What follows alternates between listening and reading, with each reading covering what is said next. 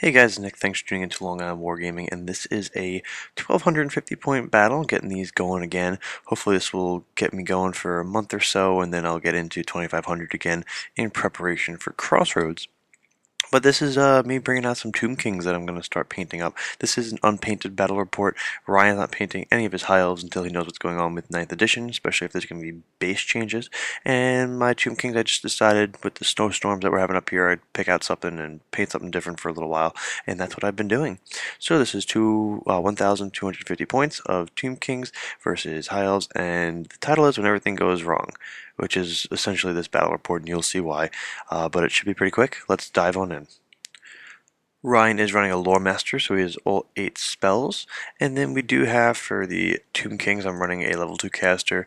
I do have Curse Blaze, which is the Killing Blow spell. And then I do have Desert Wind, which is the Movement and Restore Skeletons spell. So I have 3 units of Archer Horsemen. I've got a War Sphinx, a unit of 28 or so Tomb Guard that have a Prince inside. The Prince has a 4 board save and a great weapon. And then I've got 20 archers with a level 2 caster. The caster has a scroll. And that's it. That's pretty it. So on Ryan's side, we've got 3 bolt throwers on the back, a unit of Sword Masters, around 28 or so, a unit of archers, 2 units of fast cav, and an eagle. We play this game at my apartment, so we just have a hill in the middle, a piece of impassable terrain to the right, and then those corks are serving as a forest. So I end up getting the +1 to go first because I really only have 3 drops and then heroes, because these fast cav are all ambushing scouters. So I've got them scouted, and then I do a little bit of, not ambushers, Vanguard. They scouted, and then I had him move a little bit to correct my formation to kind of block his guys from doing anything during the Vanguard phase. So his cav ended up moving back. I moved mine up just a bit, and the unit to the right is exactly 12 inches away from that. Both are this way in case I'm actually able to get a charge off on it. If they're still alive, I'll be able to do that with moving 8. I'll just need a 4. So here I get turn 1, so I'm not able to charge, but I am able to move. The War Sphinx moves up its full 6 inches. The Tomb Guard have the Swiftness banner, so they move up 5, and then the archers are moving up 4.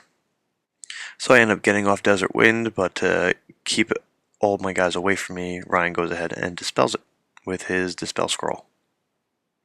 And shooting, all of my shots either miss or do not wound, so fairly ineffective. The key for him to win this game is obviously stay as far back as possible, take as many shots at me, and just weaken me until, combat does eventually happen. So the high elves move around just a little bit. The eagle goes in the back. This way he's a little bit more centralized, so he can make maneuvers wherever need be. In Magic, he does get up Shem's Burning Gaze. It's the only spell that gets through effectively, and it is that irresistible force. To my surprise, he does not kill this entire unit of fast cap. He only kills 3 of 5. Especially since Shem's Burning Gaze ends up doing an additional d6 because it's, undead. So you can consider that to be the first shitty thing that goes wrong for Ryan, and all the shitty things that are going to go wrong are going to be for Ryan. At least this year, Irresistible Force miscast, nothing happens because apparently the Banner of the World Dragon is a thing. So all 3 bolt throwers and 2 units of fast cav fail to destroy these 2 units, which is just terrible. I will consider this the second and third thing to go wrong for Ryan because he needed these 2 fast cav units to die. They don't seem threatening, but they kind of are, especially since they can come back to life, and not being able to eliminate them entirely is a huge problem, especially when you have 3 bolt throwers and 10 shots with arrows at ballistic skill 4. These guys should have died. And luckily he does kill these guys with the remaining 10 archers, so one or two things does go well for Ryan. So over here we have Tomb King's turn 2. I do move up, and all my magic is denied again. Also, with Ryan's magic phase, I forgot to mention, he only rolled up like 3 or 4 for Winds of Magic. He never rolls up more than 6 during this game, which is kind of funny. But over here to the top right, you can see I make a successful charge against that Bolt Thrower. It's not really a favorable combat for me because he does have Always Strike First and a higher weapon skill, reroll missed hits. But nope, apparently 2 Elven crew cannot take on the onslaught of 2 Skeleton Warriors at weapon skill 2, strength 3. And they're pretty crappy horses, but hell, that is pretty funny. I end up actually killing the Bolt Thrower, so these guys overrun off the battlefield. I'm not a regular Tomb Kings player. I'm pretty sure you're able to overrun. I don't see why you wouldn't be able to, but yeah, they overrun off the battlefield. So this is already Tomb King's turn 3 because nothing happens in Ryan's turn 2. All of his shots miss. 2 bolt throwers, 10 archers, 10 shots from fast cab. They all miss. They all miss. And his magic does nothing. I either deny his spells or he rolls up really small winds of magic. So yeah, nothing happens. So we move into my Tomb King's turn 3. I move up a bit. I move up whatever I can. I get the fast cab to run up real close to his fast cab, out of line of sight, which I thought was a good plan.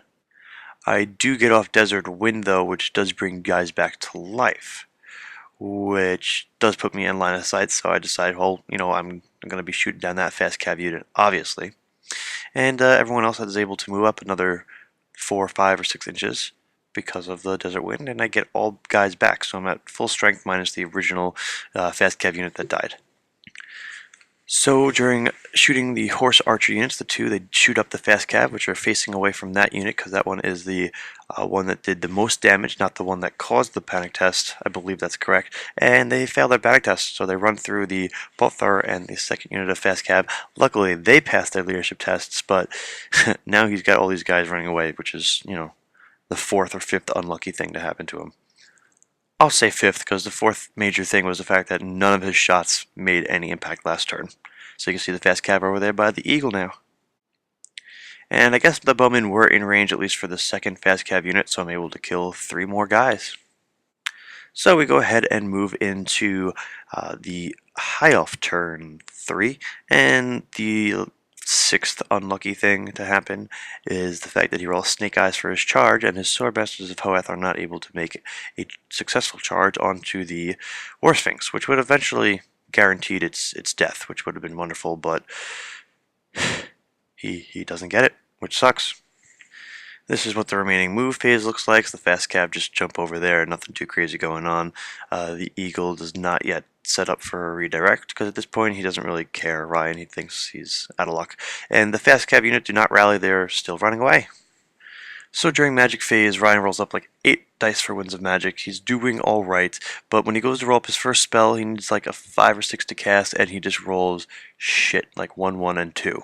And even with the wizard level of 2, whatever spell he was trying to get off, he didn't get off, and it was just a total upset because he rolled 3 dice at something, and this is like the 8th terrible thing to go wrong for him. But, at this point, it was kind of unrepresentative of at least an average amount of rolls, so we let him redo it, and between, I think, Searing Doom and Shem's Burning Gaze, he was able to squeak 2 wounds off onto this guy. Searing Doom was actually a pretty decent choice halfway through the game. We realized it because everything else with shooting and magic is wounding on 6, where if this guy's got a 5-up armor save, Searing Doom actually wounds on a 5-up, so 2 wounds are dealt to the War Sphinx. And I think I don't know, maybe Fireball was able to kill a couple guys on the Tomb Guard. So we move into Tomb King turn 4, I believe.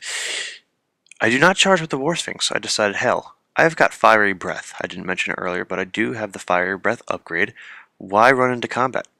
Why bother? I can get the Tomb Guard just a little bit closer, get my archers, moving in. I do make another charge onto the Bolt Thrower, because the Bolt Thrower has been useless this game and has not really been able to kill anything. So I'm going to go ahead and kill that guy. And this is the position I take right now. I do get Desert Wind off, so everything else shuffles up, and the War Sphinx is able to move 6 inches out of range of line of sight of the Swordmasters. So I'm in pretty good shape. I also get the Killing Blow spell off, so now the Tomb Guard are at 5-6 Killing Blow, and I'm able to pull some wounds back onto everything. Tomb Guard are back up to full strength, I believe, and I was able to knock down a wound back onto the War Sphinx. So here's the last picture of the game. I go ahead and do Fiery Breath. I do like 7 wounds, cause a panic test on the Swordmasters, and they fail and run off the battlefield.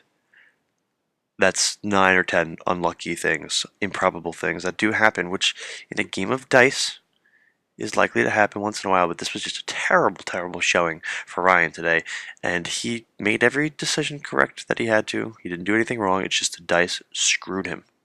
Everything important he had to do, just bad. It's one thing if one or two bad things happen, but everything that could go wrong went wrong, and when the Swordmasters decided to turn and run, that was it. There was nothing he could do because they just ran right off the damn table. I believe it even panicked the eagle off the table, and that was just the end of it.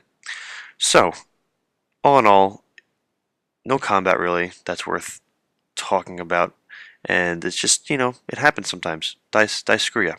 But hell, I'm back into some Warhammer. Got some 1250 games coming up, painting up some Tomb Kings. So I hope you guys enjoyed this little return to Warhammer, and I'll see you in the next video.